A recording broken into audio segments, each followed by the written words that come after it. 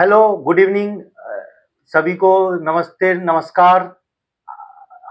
सबसे पहले मैं आप सभी का स्वागत करना चाहता हूँ ईएमजीसी सोशल के यूट्यूब चैनल पे। और आज हम लोग जो बात करेंगे वो बात करेंगे गवर्नमेंट जॉब के लिए जो एग्जाम होते हैं उसके लिए। और आज मेरा जो इंटरव्यू है वो इंटरव्यू जिन लोगों के साथ है वो खुद एक सक्सेस पर्सन है और एक अपने अपने इंडस्ट्रीज के जाने माने चेहरे हैं। मैं उन लोगों के साथ मतलब आज उनसे कुछ मतलब बातचीत करेंगे कि कैसे बच्चों को फ्यूचर में सिक्योर करने के लिए गवर्नमेंट जॉब की तैयारी करते हैं, तो क्यों नहीं घबराना चाहिए, क्या कैसे करना चाहिए। तो सबसे पहले आइए मैं आपकी परिचय करवा देता हूँ उन दोनों लोगों से। सबसे पहले एमएस कुरैशी सर से परिचय करवाना चाहता हूँ, जो कि खुद यूनियन बैंक में है, एजीएम है और सर ने बहुत सारे एग्जाम दिया हुआ है, लगभग 300 प्लस, और बहुत सारे जॉब छोड़ करके लास्ट में अभी गवर्नमेंट यूनियन बैंक में है। तो सर सबसे पहले आपका स्वागत है हमारे ईएमजीसी के सोशल यूट्यूब चैनल पे। Thank you sir, thank you. दूसरे, मैं नेहा चौबे मैम से आपका परिचय करवाना चाहता हूँ, जो कि एक करियर काउंसलर हैं और खुद वो मतलब बहुत सारे बच्चों को मतलब वहां तक पहुंचा चुके हैं जहां पे मतलब एग्जाम दे करके क्लियर किए हुए हैं, और उनके गाइडेंस से आज कितने बच्चे अपने करियर सिक्योर कर चुके हैं। तो वेलकम मैम आपका भी, नेहा चौबे मैम। अभी हम सवाल जवाब का एक दौर शुरू करते हैं और उसमें मैं आपसे सर कुछ सवाल करना, पहले सबसे पहले सर आप अपना परिचय दीजिए और क्या क्या एग्जाम दिए थे और क्या क्या कठिनाई आई थी और स्ट्रगल आया था, उसके बारे में बताइए, फिर हम कुछ सवाल जवाब आपसे करेंगे sir. My name is M S Qureshi. मेरा करियर 1999 से स्टार्ट हुआ था। 1999 में मैं पोस्ट ऑफिस में सॉर्टिंग असिस्टेंट में था, ऐसे बोलते हैं। वो हम 3 साल किए, फिर सब इंस्पेक्टर हम बने बीएसएफ में 2002 में। उसके बीच में एक और एग्जाम में हम एलडीसी क्लर्क बने थे कस्टम्स के अंदर। उसके बाद इन द ईयर 2004 मेरा बैंकिंग के अंदर सक्सेसफुली मैं असिस्टेंट मैनेजर पीओ बना बैंक के अंदर, विजया बैंक में। उसके बाद 2009 के अंदर मैं यूनियन बैंक ऑफ इंडिया में सीनियर मैनेजर स्केल 3 बना हुआ। ये मेरा करियर प्रोग्रेशन था। इस बीच में हाँ, चूंकि मेरे पिताजी भी बैंक ऑफिसर थे, तो ऑलवेज जब मैं क्लेरिकल में था तो वो बोलते थे कि मेरा बेटा पढ़ाई कर रहा है, अभी सरकारी नौकरी पाना बाकी है। तो हम हमेशा सोचते थे कि बैंक के अंदर कितना ज्यादा फेमस है जो हमको सरकारी नौकरी के लिए लोग की इतनी चाहत है, और प्रिपरेशन का टाइम हम बहुत स्ट्रगल करके प्रिपेयर किए। हमारा बैंक पीओ निकलता ही नहीं था। सन 1999 से लेके 2004 2008 तक ऑलमोस्ट बहुत कम वैकेंसीज आती थी। हम प्रिपरेशन किए, बीएसआरबी बोर्ड होता था क्लर्क का, वो भी नहीं निकल रहा था, फिर बीएसआरबी आना बंद हो गया, और 2002 से स्ट्रगल किए, और अल्टीमेटली 5वीं सरकारी नौकरी लेके अभी मैं यूनियन बैंक में एज एजी हूँ। मैम आप बताइए कि आपने मतलब कि आपने ये इंडस्ट्रीज को ये क्यों चुना। क्योंकि जब मैं भी कॉम्पिटिटिव एग्जाम्स की प्रिपरेशन ही कर रही थी, करते करते मुझे इस इंडस्ट्री में लगा कि पोटेंशियल है, एजुकेशन में हम अच्छा कर सकते हैं, मैं आगे करियर परस्यू कर सकती हूँ। कि मुझे पब्लिक इंटरेक्शन बहुत पसंद है, मुझे वन टू वन किसी से इंटरेक्ट करना, नए लोगों से अच्छा लगता है, तो मैं इस इंडस्ट्री में आई। ओके सर, अब हम, ये तो हो गया कि आप लोगों का परिचय और आप लोग क्यों। अब हम बात करते गवर्नमेंट जॉब में का फ्यूचर क्या है, तो उस बारे में।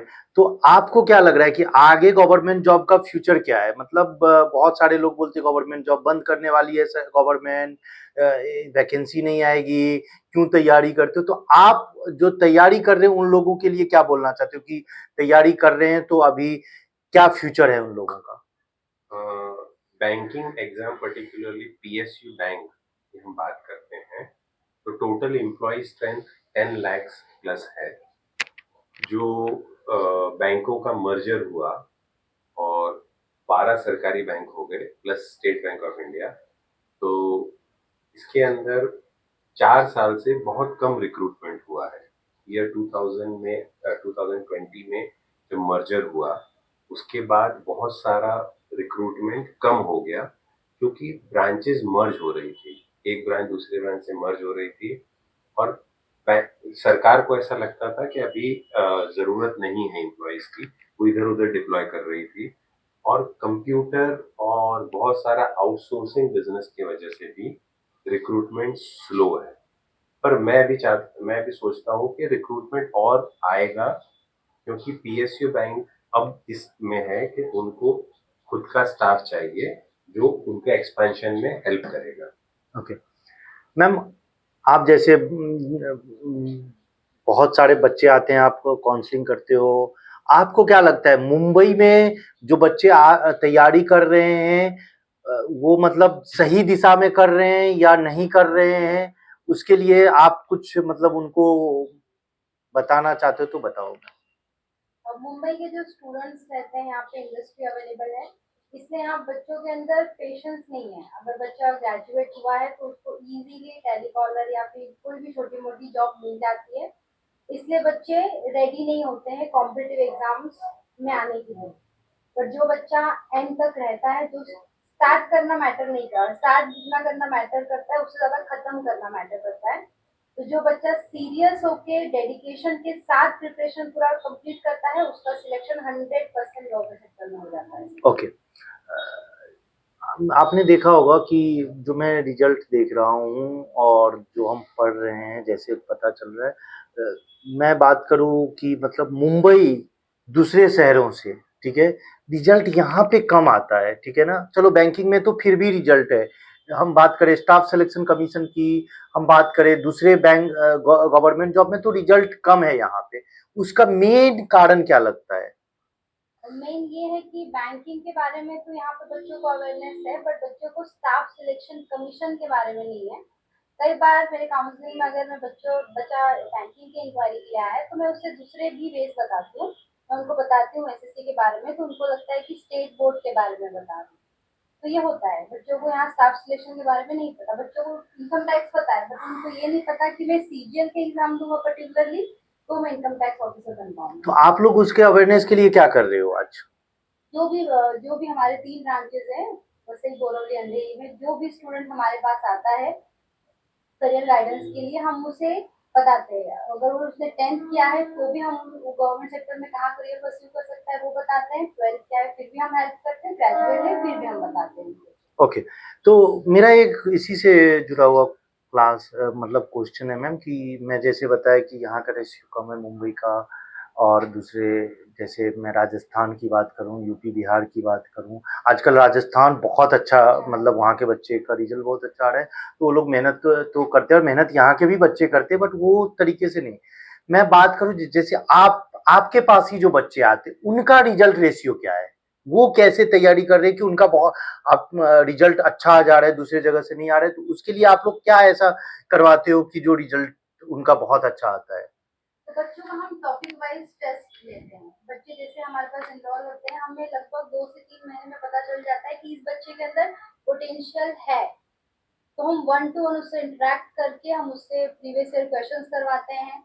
मेरे पास अगर कोई बच्चा बैंकिंग का है तो फिर मैं उसे ग्रुप डी के भी वैकेंसी आई तो उसे बोलूंगी एटलीस्ट मैथ्स और रीजनिंग तो करो, देखो तो उस लेवल का आपको आ रहा है कि नहीं। बेसिक अगर छोटे एग्जाम्स आपको नहीं आ रहे तो आप फिर कैसे सोच सकते हो कि मुझे बड़ी एग्जाम करनी है। ओके सर, आप जैसे बहुत सारे तैयारी कर चुके हैं और एग्जाम दे चुके हैं, तो आप ये बताइए कि मतलब बीच में बच्चे घबरा जाते हैं, तो उन लोगों के लिए क्या बोलना चाहोगे जो फॉर एग्जांपल 6 महीना 1 साल में नहीं आते हैं? आपको पता है फैमिली आफ्टर ग्रेजुएशन एक फैमिली प्रेशर भी होता है कि कैसे मतलब चलेगा क्या चलेगा, बहुत सारे लोगों का फैमिली का बैकग्राउंड वैसा नहीं होता है, तो आप उन लोगों के लिए क्या कहना चाहते हो कि कैसे वो लोग तैयारी करें और घबराना नहीं है, तो उसके लिए उन लोगों को क्या करना चाहिए? मैं पर्टिकुलरली कहना चाहता हूँ कि बच्चे जो हैं, जो ये कोर्स है, ये कोर्स 1 साल प्लस, कोई बहुत ब्रिलियंट है तो 6 महीने के अंदर क्रैक कर लेगा। पर ये जो कोर्स है ये 1 ईयर, 1.5 ईयर या 2 ईयर, इतना में बैंकिंग का कोर्स है। उतना वो बच्चा रिलीजियसली पढ़ेगा, वो 100% पास होगा। जो लोअर मिडिल क्लास के या मिडिल क्लास और लोअर मिडिल क्लास के जो पेरेंट्स हैं, मैं उनसे अपील करना चाहता हूँ कि प्लीज आप अपने बच्चे को एनरोल करने के बाद 1 साल, 1.5 साल, 2 साल उसको समय दीजिए, तब वो पास होगा। उस टाइम के अंदर उनको धीरज रखना है और धीरज ही उनको फल देगा। और ये धीरज इतनी, बाकी कॉम्पिटिटिव एग्जाम एक एक ही एग्जाम है कि बस एक एग्जाम क्लियर कर लीजिए, आपका जीवन बन जाता है। तो क्यों नहीं, उसको उसको टाइम लगता है, उसको उतना प्रिपेयर करने में टाइम लगता है। बच्चे को पहले समझ नहीं आता है, तो लर्निंग कर्व इफेक्ट आता है। 6 महीने, सबसे पहले तो 3 महीने जो कोर्स होता है, वो पहले समझता है कि ये सब इस पैटर्न में है। होता वो 10th स्टैंडर्ड के लेवल का है, पर वो समझेगा, फिर उसके बाद वो उसमें एक्सेल करेगा और फिर वो कॉम्पीट करेगा ऑल ओवर इंडिया में, तब जाके उसका रिजल्ट आएगा। मैं अपील करना चाहता हूँ कि प्लीज अपने बच्चे को 2 साल का समय जरूर दीजिए, ताकि उसका नसीब कहाँ लेके जाना है, उसका हार्डवर्क ही उसका नसीब बनेगा।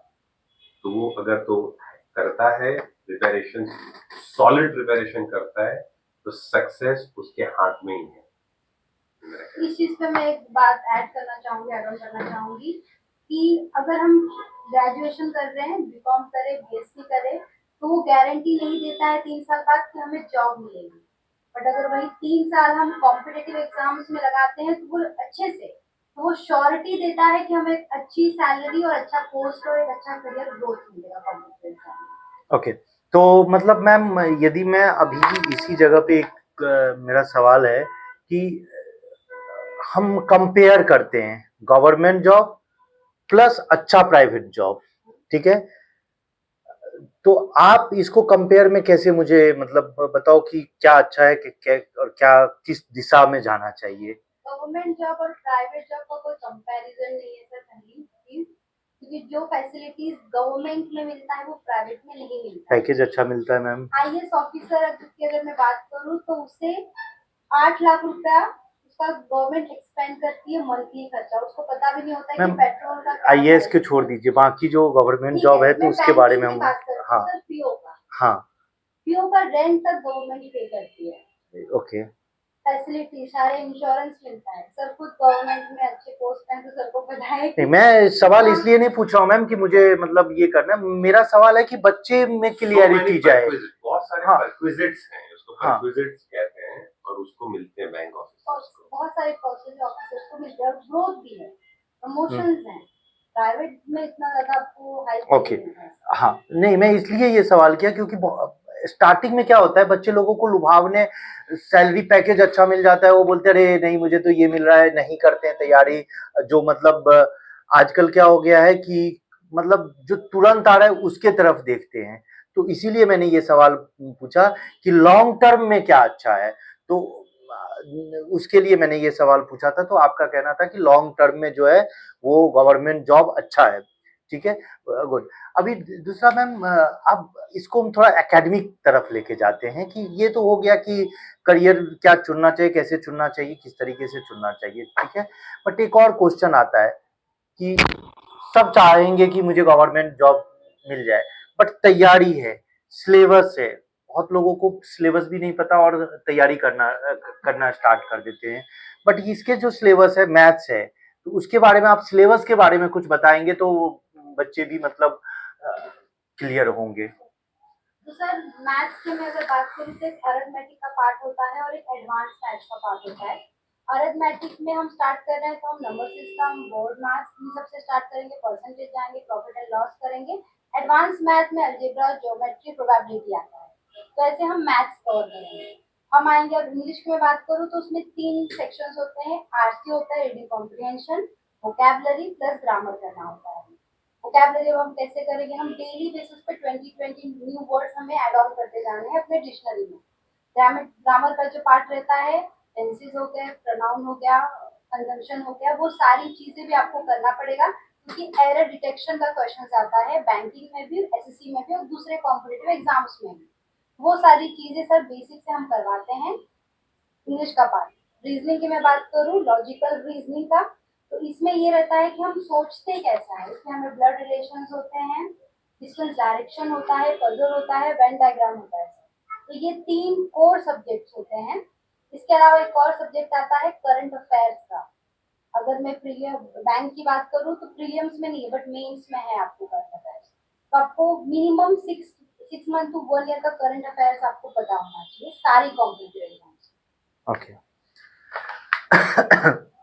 सर, यही सवाल आपसे कि जैसे मैम ने तो पूरा सिलेबस अच्छे से बताया, अब उसको तैयारी जो कर रहे हैं तो हर आदमी हर चीज में स्ट्रांग नहीं हो सकता है, ठीक है ना?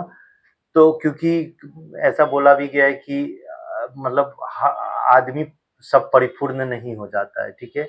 तो कैसे मतलब उसको तैयारी करना चाहिए कि उसका एग्जाम भी क्लियर हो जाए और उस पर वो प्रेशर भी ना आए? इस पे मैं अपना खुद का एग्जांपल देना चाहता हूँ कि मेरा खुद का मैथ्स वीक था और मैंने उसको डेवलप किया मैथ्स को। तो मैथ्स को डेवलप करने के लिए कॉन्स्टेंटली आपको पढ़ना पड़ता है। क्वेश्चन पेपर, टेस्ट सीरीज को सॉल्व करते रहिए, चैप्टर बाय चैप्टर को सॉल्व करते रहिए। प्रोबेबिलिटी में आप वीक हैं, प्रोबेबिलिटी सॉल्व कीजिए। जो जिस जिस चैप्टर में आप वीक हैं, जिसमें आपको 3 मिनट्स का टाइम लगता है क्वेश्चन सॉल्व करने में, तो उस पे और आप फोकस कीजिए और इम्प्रूव कीजिए। मैं इसमें कहना चाहता हूँ कि बॉम्बे के बच्चों को आइडियली 12th स्टैंडर्ड से शुरू करना चाहिए पढ़ाई। उसका 10th हो गया, वो 11th और 12th पढ़ेगा। 12th में बच्चे का एक एप्टीट्यूड आ जाता है कि अब हमको क्या पढ़ना चाहिए। तो अगर तो बच्चा जैसे यूपी एंड बिहार आप देख लेंगे तो 12th से बच्चा आईएएस की प्रिपरेशन करना स्टार्ट कर देता है। तो उसी तरीके से यूपीएससी या बैंक प्रोबेशनरी ऑफिसर और स्टाफ सिलेक्शन कमीशन का भी अगर तो प्रिपरेशन करना स्टार्ट कर देता है 12th स्टैंडर्ड से, तो 3 साल उसका सफिशिएंट टाइम है। जैसे ही वो ग्रेजुएशन होगा, साथ साथ में वो कंप्लीट कर लेगा और वो आराम से प्रिपरेशन आराम से करेगा। और जो हम कह रहे थे कि 1.5 साल या 1 साल, 1.5 साल, 2 साल का टाइम लगता है, अब उसको 3 साल मिल गया और वो अच्छे से पढ़ाई करके 2 साल में वो एग्जाम पास करके वो एक बैंक ऑफिसर बन जाएगा। ओके। और हमारे पास जैसे सर ने बताया कि अगर वो 12th के बाद स्टार्ट करता है तो हमारे पास ये भी एडवांटेज है कि जो बच्चा 10th किया है वो भी गवर्नमेंट जॉब कर सकता है, जो बच्चा 12th किया है वो भी गवर्नमेंट सेक्टर में जा सकता है। एसएससी सीएचएसएल होता है 12th के बेसिस पे, वो भी अच्छी खासी पोस्ट और 80+ सैलरी होती है उसमें भी। तो बच्चा प्रिपरेशन कर रहा है, फर्स्ट ईयर के बाद अच्छे से 1 साल भी किया है तो 12th करके वो जॉब ले सकता है। ओके। मेरा अगला क्वेश्चन यही था, बट आपने सर बता ही दिया कि मतलब जो बच्चे तैयारी कब से शुरू करना चाहिए, तो आपने जैसे बता दिया कि जैसे ही 12th होता है और ग्रेजुएशन की इसमें जाते हैं तो तैयारी का सबसे परफेक्ट टाइम यही होता है, ठीक है? नेक्स्ट क्वेश्चन मैम आपसे कि आपके पास जो रीच कर जाते हैं उनको तो आप करियर गाइडेंस दे रहे हो, ठीक है? जो आपके पास रीच नहीं कर पा रहे हैं, मुंबई की बात पहले करते हैं, फिर हम बात करेंगे बाहर कैसे। तो जैसे मुंबई में सबको पता नहीं है या जितने लोगों को पता है गवर्नमेंट जॉब, उसके अवेयरनेस के लिए आप क्या काम कर रहे हो? तो सर जो स्कूल कॉलेज हमारे 3 सेंटर हैं, अवसी, बोरवली, अंधेरी, तो हमारे सेंटर के आसपास में जितने भी कॉलेजेस स्कूल्स हैं वहाँ पे हम विजिट करते हैं। बच्चों को हम कॉम्पिटिटिव एग्जाम्स, गवर्नमेंट एग्जाम्स के बारे में अवेयरनेस देते हैं। ओके। और हम ऑनलाइन प्लेटफॉर्म पे भी अवेलेबल हैं, वहाँ पर भी हमारे लेक्चर्स, रिकॉर्डेड लेक्चर्स आते रहते हैं। ऐसे ही एमएससीटी के दूसरे भी कोर्सेज रहते हैं, उसके भी रिकॉर्डेड लेक्चर्स हम प्रोवाइड करते हैं सर। मैम एवरेज टाइम एक बच्चा दिन में कितने घंटे पढ़ेंगे तो उनको मतलब सफिशिएंट होगा पढ़ने के लिए? एक बच्चे का एवरेज टाइम, कुछ अगर मैथ्स का मैं बात कर रही हूँ, अगर सर ने आज मुझे मैथ्स का परसेंटेज पढ़ाया है, 2 घंटे का लेक्चर था, तो मुझे 1 घंटा रिवाइज करना पड़ेगा कि 2 घंटे में सर ने क्या पढ़ाया है, प्लस मुझे ओके। 2 घंटा एडिशन करना पड़ेगा। परसेंटेज का सर ने 30 क्वेश्चन किया है तो मेरी रिस्पॉन्सिबिलिटी कि मैं और 30 क्वेश्चन करके लाऊं। ओके। ऐसा होता है सब। मैम जो बच्चे आपके पास इनरोल हो जाते हैं, तैयारी भी करनी है, सब कुछ हो गया, उसमें कितने परसेंट ऐसे आपको दिखते हैं कि जो सीरियस नहीं है, और उसके लिए आपको कितना मेहनत करना पड़ता है? तो सर क्योंकि ऑनेस्टली अगर टफ टास्क वही है एक टीचर के लिए, जिसको पता है, जिसको करना है, उसको तो सिर्फ पुश करना है।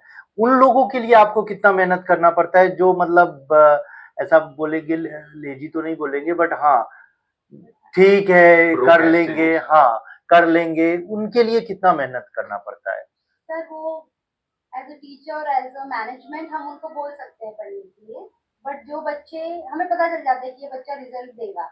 और आप जो रेशो की बात कर रहे थे, स्टार्टिंग में जब भी हम कोई बैच करते हैं तो पूरा क्लास भरा रहता है। जैसे हम टॉपिक वाइज टेस्ट लेने लगेंगे, जैसे उनको एक्चुअल सिनेरियो पता चलता है, कॉम्पिटिटिव एग्जाम्स का लेवल ऑफ डिफिकल्टीज पता चलते हैं, बच्चे कम होने लगते हैं। बच्चे भी प्राइवेट जॉब ढूंढते हैं और कहीं कहीं लग जाते हैं, पर जो बच्चा टिका रहता है वो कर लेता है। ओके, जो चले जाते हैं तो उनको तो फिर लाना, मतलब उनको भी तो मोटिवेट करना रहता है, तो उसमें आप कितना क्या मतलब? सर मोटिवेशन एक ऐसी चीज है जो सेल्फ रहता है।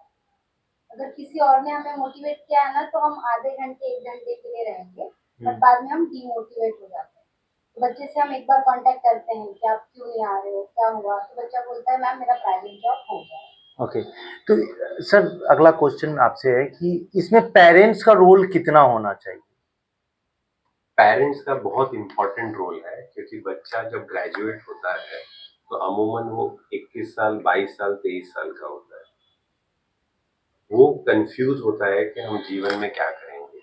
पेरेंट्स ही उसको मार्गदर्शन देते हैं कि बेटा लगे रहो, hard work will surely lead to success, there is no shortcut to hard work. Hard work करते रहेंगे। मैं माइकल जॉर्डन का बता रहा हूँ, हर जगह वो फेल होता था, फिर माइकल जॉर्डन यूएसए टीम का कैप्टन बना और वर्ल्ड ओवर फेमस हो गया माइकल जॉर्डन करके। तो बस प्रैक्टिस प्रैक्टिस से ही हुआ। तो पेरेंट्स को सपोर्ट करना ही करना है। अगर तो पेरेंट का खुद का बुढ़ापा सिक्योर करना है, तो पेरेंट को बच्चे को इनपुट देना पड़ेगा कि बेटा पढ़ ले, ये पढ़ने से भाई तुम्हारा ही वो बेटा बुढ़ापा सिक्योर कर देगा, प्लीज करिए। और सर पेरेंट्स का रोल सर ने सही कहा, बहुत ज्यादा मैटर करता है। एज अ काउंसलर कई बार मेरे सामने पेरेंट्स के साथ बच्चे आते हैं, तो सिर्फ पेरेंट्स की रिस्पॉन्सिबिलिटी ये नहीं होती है कि बच्चों को बोला हाँ बेटा गवर्नमेंट जॉब की प्रिपरेशन कर। पेरेंट्स की रिस्पॉन्सिबिलिटी ये भी होती है कि देखना कि बच्चा मेरा क्या कर रहा है, क्लासेस जा रहा है कि नहीं, टेस्ट दे रहा है कि नहीं। और रिसेंटली मेरा एक स्टूडेंट था, एनडीए का है, और उसके पापा आए, एक बारी की, फिर दूसरे बार आए। बीच बीच में आते रहते हैं, ब्रांच में मिलते रहते हैं कि मैम ये कर लेगा ना, ये पढ़ेगा ना, ये होमवर्क करके आता है कि ना। क्योंकि वो मिडिल क्लास फैमिली से बिलोंग करते हैं। उन्होंने मुझे बोला कि मैम इतनी फीस में कर रहा हूँ, मेरा छोटा बेटा भी है, इसका एनडीए करना बहुत ज्यादा मेरे लिए जरूरी है। तो वो पेरेंट्स का मुझसे 1 to 1 कनेक्शन है। उन जितना बच्चे का है उतना पेरेंट्स से भी मेरा है। तो अगर ऐसे पेरेंट्स रहते हैं तो लगता है कि हाँ ये बच्चा कर देगा। अल्टीमेटली आप वो ये बोलना चाहते हो कि सपोर्टिव पेरेंट्स सपोर्टिव सबसे ज्यादा पेरेंट्स जरूरी है, क्योंकि ये तो ठीक है बच्चे मतलब ये क्या करेंगे नहीं आगे, वो तो, बट यदि पेरेंट्स सपोर्टिव होता है तो बच्चा भी मोटिवेट रहता है, ठीक है, और उसको एक रहता है कि अरे नहीं तो पापा इतना कर रहे हैं, ये कर रहे हैं।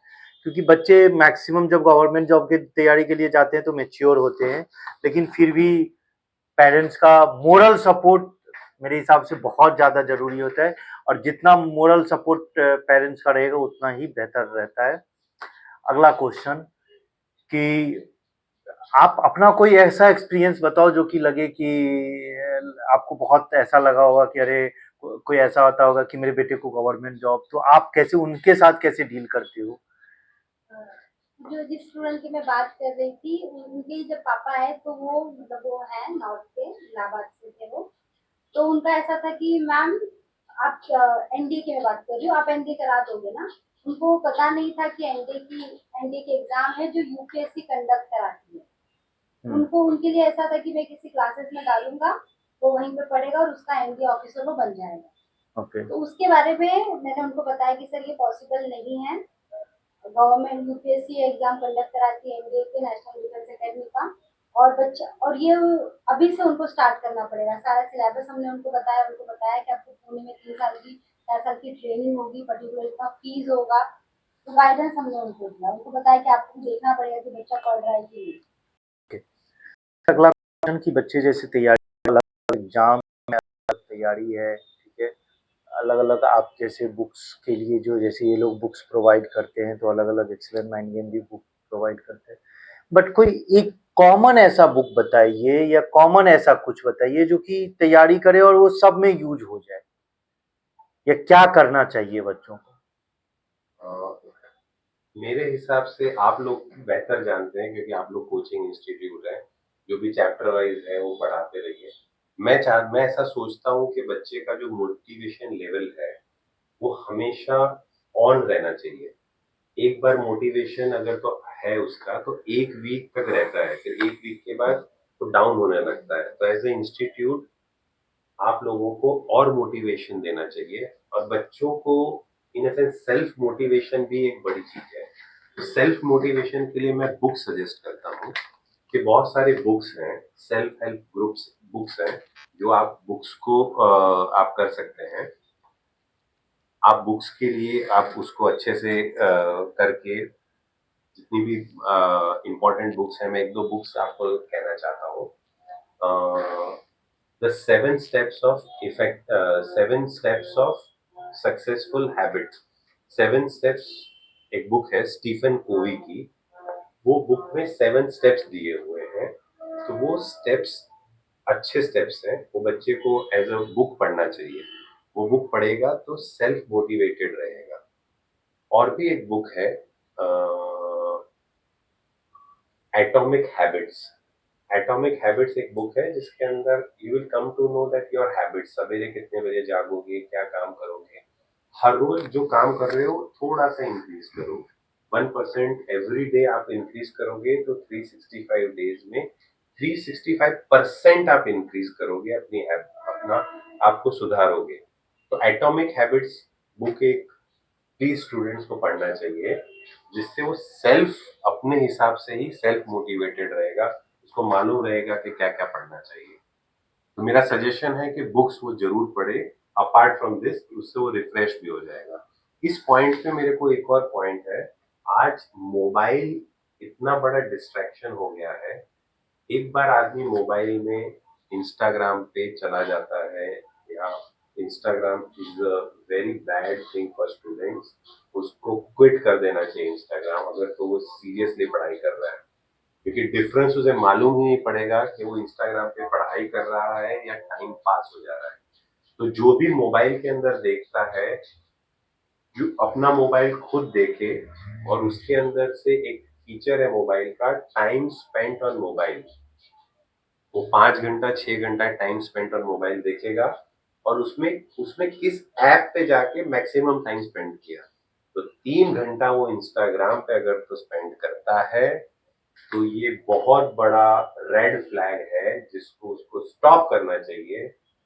स्टॉप नहीं होगा, ये एक डोपामिन है, उसको रिड्यूस करे, अपना अपने को पढ़ाई में और एंगेज करे।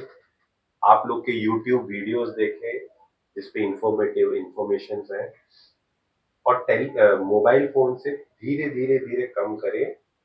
और जो उसको इंफॉर्मेटिव कंटेंट अगर तो इंस्टाग्राम पे है तो वो कंज्यूम करे, और डोपामिन लेवल को बराबर रखे और पढ़ाई करे। सर ने जो ये बात बोला और बहुत सही है। मैं अपना ही एक एक्सपीरियंस बताता हूँ। मेरे पास एक काम करने के लिए आए थे, लड़का था, और उसने जब देखा क्लास चल रहा था तो उसको बोला कि अरे सर ये तो मैं भी कर सकता हूँ, ठीक है। तो फिर हम लोग बोले कि ठीक है तैयारी करो, चलो हो जाएगा। उसने तैयारी करना स्टार्ट किया और बाद में जाकर के वो बैंक का एग्जाम क्लियर किया। तो ये सबसे बड़ा चीज है कि डेडिकेशन होना चाहिए, लगन होना चाहिए। लगन यदि आपके अंदर है तो आप डेफिनेटली अपने टारगेट को अचीव करोगे।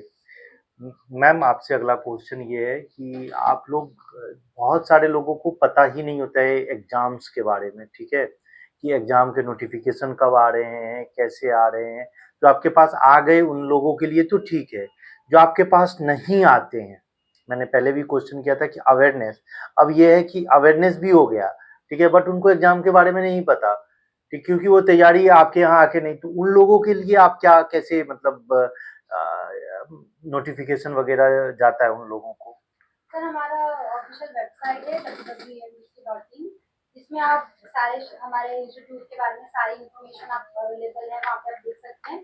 प्लस वहाँ पे नोटिफिकेशन का भी हमारा सेक्शन है, वहाँ पे लेटेस्ट जितने भी नोटिफिकेशंस रहते हैं वहाँ से आप देख सकते हैं। ओके मैम, दूसरा क्वेश्चन इसी से जुड़ा हुआ है कि ये तो चलो हो गया, जैसे कोई मुंबई में नहीं है और उसको क्लास करना है, आप क्योंकि आपका रिजल्ट देख लेंगे या आपका पढ़ाने का तरीका वो बहुत अच्छा है और उनको आपके यहाँ जुड़ना है, तो कोई ऐसा तरीका है क्या कि आपके से जुड़ के वो लोग लेक्चर ले सकते हैं, या मुंबई, क्योंकि मुंबई कोई आके लेक्चर लेता है तो वो लिटिल बिट एक्सपेंसिव हो जाता है, ठीक है, तो वो यदि चाहे कि वहीं बैठ करके लेक्चर लेना चाहे या स्टडी मटेरियल आपका, तो उस बारे में मतलब आप कैसे उन लोगों तक रीच कर सकते हो?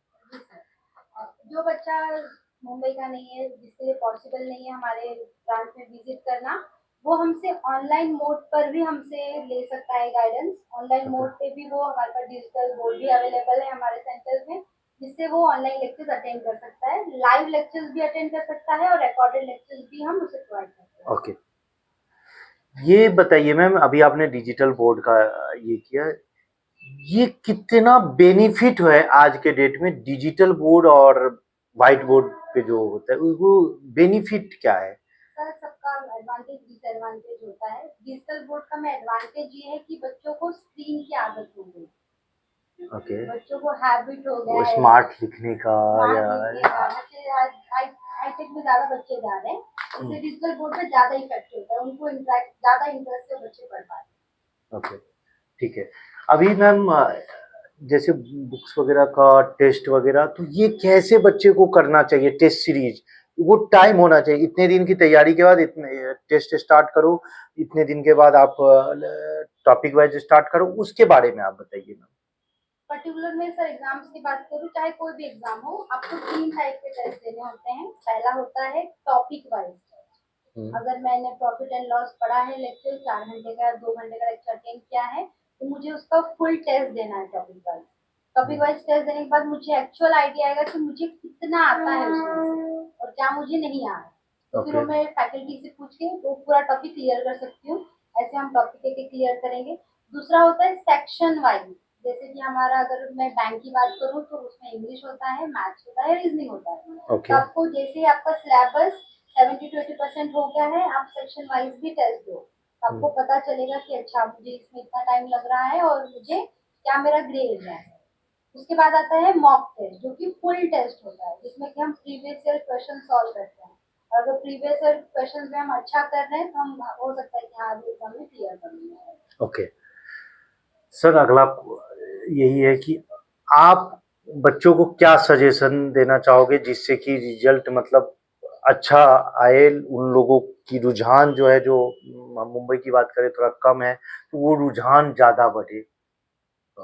मैं अक्सर बच्चों को कहता रहता हूँ कि आपको जो पढ़ाई है वो टुकड़ों टुकड़ों में करना चाहिए। हमारा जो कंसंट्रेशन लेवल है वो आधे आधे घंटे के स्लॉट में बांटना चाहिए। आधा घंटा के अंदर 25 मिनट्स आपको पढ़ना चाहिए और 25 मिनट्स पढ़ना चाहिए, 5 मिनट्स का फिर ब्रेक दीजिए, फिर 25 मिनट्स, 5 मिनट का ब्रेक, ऐसे करके 1 घंटा हो गया।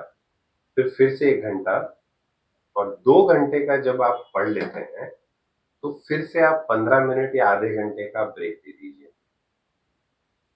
उसको प्लान करके पढ़िए। अगर तो 2 घंटा भी पढ़ता है बॉम्बे के अंदर, अगर तो 2 घंटा पढ़ता है और कंसंट्रेशन फोकस से पढ़ता है, तो अगर तो यानी 2 घंटा और फिर 2 घंटा, 4 घंटा अगर तो बहुत डेडिकेशन से फोकस से कुछ भी पढ़ता है, मॉक टेस्ट सॉल्व करता है, पढ़ाई करता है, 4 hours is more than enough for 6 months to crack the exam.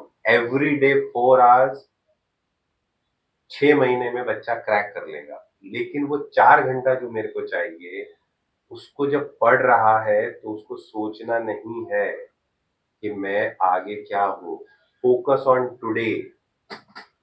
2 घंटे के बिट्स हैं, 2 घंटा, फिर ब्रेक लेना है, 2 घंटा 2 घंटा। ऐसे अगर तो 6 घंटा भी पढ़ लेता है तो वो बहुत एक्सेलरेटेड इफेक्ट से वो पास हो सकता है। और इसका मतलब 2 घंटा का मतलब है हर आधे घंटे के अंदर 25 मिनट पढ़ेगा, 5 मिनट या 2 मिनट का ही ब्रेक ले। अगर तो उसको मजा आ रहा है इस टॉपिक में, ब्रेक मत ले, 40-50 मिनट्स पढ़ ले, फिर वो करे और उसको कंटिन्यू करे। और उसको पता होना चाहिए कि मैं जो चैप्टर पढ़ा हूँ, अंदर जो डिटेल कोर्स है उसके हिसाब से पढ़ेगा वो। मेरा सिंपली सजेशन है कि there is no shortcut to hard work.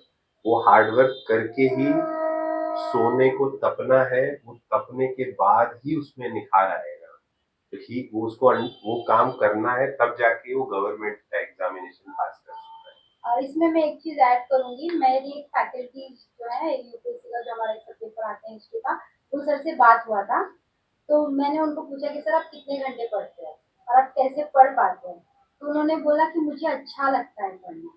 तो सर ने जो डोपामिन की बात किया है, हमें ऐसे इंटरेस्ट होकर पढ़ना है कोई भी पर्टिकुलर टॉपिक। अगर मैं मेडिकल हिस्ट्री की बात करूँ तो आपको उतना अंदर उसके घुसना है, रिसर्च करना है कि वो आपके अंदर डोपामिन क्रिएट करने लगे। मुझे उस सर ने कहा कि मैं पढ़ता नहीं तो मुझे अच्छा नहीं लगता है, मुझे नींद नहीं आती है रात को। नहीं, ये चीज सही है। और इसी के लिए जो कहा गया है ना कि तू रास्ते पे तो चल, तुझे मंजिल तो मिलना ही मिलना है, ठीक है ना। तो जो रास्ते पे चलने लगेगा उसको तो मंजिल मिल ही जाएगी, आज नहीं कल तो, ठीक है। आप लोगों का धन्यवाद, थैंक यू सो मच कि आप लोग जुड़े और बहुत सारे बच्चों को आपने बताया। और आगे भी मतलब मैं आशा करूंगा कि आप लोग जुड़ेंगे मेरे साथ और कुछ ना कुछ बच्चों के लिए, अच्छे चीजों के लिए। क्योंकि यदि बोला गया है, यदि हमारा देश का भविष्य सुधारना है तो हमारे युवाओं को सुधारना पड़ेगा, ठीक है। तो हमारा युवा यदि सही रास्ते पे चलेगा तो हमारा देश सही रास्ते पे चलेगा। क्योंकि आज की डेट में हम दुनिया के सबसे युवा देश हैं और हमें उस युवाओं के लिए एक बेहतरीन मौका, एक करियर के लिए काम कर रहे हैं आप लोग, आप स्पेशली मैम। तो और सर आपने आकर के उन लोगों को प्रेरित किया, उसके लिए बहुत बहुत धन्यवाद। मैं अंत में एक ही चीज बोलना चाहूंगा कि सिर्फ आपको अपना कर्म करना है, ये नहीं सोचना है कि उसका रिजल्ट क्या आएगा। रिजल्ट अच्छा ही आता है, आप कर्म अच्छा करो, रिजल्ट हमेशा अच्छा आता है, सफलता हमेशा प्राप्त होती है। हो सकता है सफलता आपको देरी से प्राप्त हो, लेकिन वो जरूर प्राप्त होगी, ठीक है। तो ये चीजें हमेशा याद रखना है कि आपको आपके सफलता के लिए आपको सिर्फ अपना कर्म करना है, ठीक है ना। यदि आप अपना कर्म करोगे तो आपको अपना सफलता मिलना ही मिलना है। और वो भी कहा गया है ना कि जब खुद ही को कर बुलंद इतना कि हर तकदीर से पहले खुदा खुद आके पूछे बता तेरी रजा क्या है, ठीक है। तो खुद को करना है बुलंद, बाकी तो आपको जो आपके मंजिल है, आपका जो गोल है वो अचीव होगा। आज के लिए बस इतना ही, हम मिलते हैं नेक्स्ट एपिसोड के लिए और उसमें हम किसी और नए लोगों से या कुछ और नए चीजों पे हम बात करेंगे। धन्यवाद, thank you. Thank you sir.